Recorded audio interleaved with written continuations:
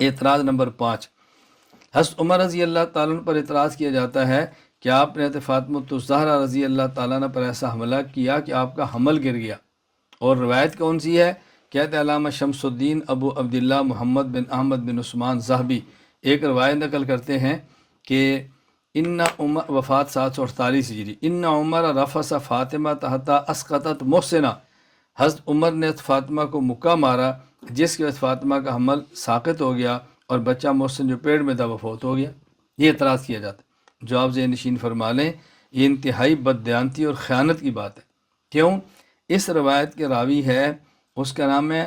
احمد، اس راوی کا نام ہے احمد بن محمد۔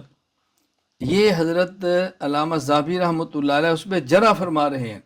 کہ چونکہ اس روایت کے اندر راوی موجود ہے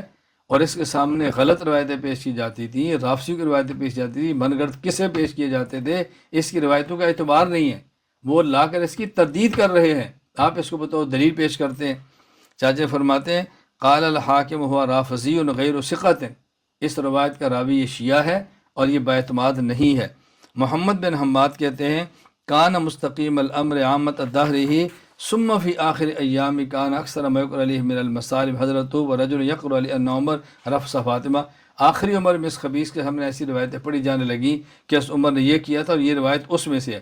حتیٰ کہ اس کے سامنے یہ روایت بھی پیش کی گئی کہ قرآن کریم میں جاء فرعون، اس کا معنی ہے عمر الیاذ باللہ، ومن قبلہ، اور جو عمر سے پہلے ہے اس کا معنی ہے ابو بکر الیاذ باللہ، والمتفقات، اور وہ جن کے اوپر جو الیاذ باللہ کردار ٹھیک نہیں تھے، اس سے مراد ہے عائشہ اور حفصہ الیاذ باللہ۔ تو کہتے ہیں یہ شخص ایسا ہے شیخ ضال، ایک گمراہ شخص تھا اور یہ بدبخت گمراہ تھا، تو اس کی تردید کر رہے ہیں اور اس کو لوگ اعتراض بنیاد بنا کر عمر پر اعتراض کر رہے ہیں الیاذ باللہ۔